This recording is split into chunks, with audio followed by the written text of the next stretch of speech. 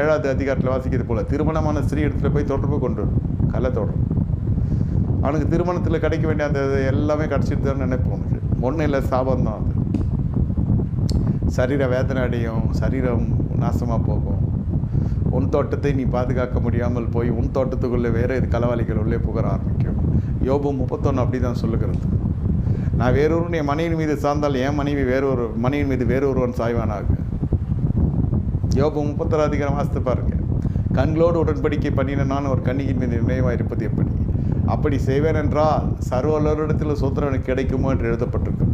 வீடு ஆஸ்தியும் பிதாக்கள் சேர்த்து வைக்கிற சுதந்திரம், பிள்ளை செல்வங்கள் கர்த்தரால் வருகிற சுதந்திரம், பரிசுத்தவான்கள் சுதந்திரம் என்று எபேசியரில் வாசிக்கிறோம், கலாத்தியரில் வாசிக்கிறோம்.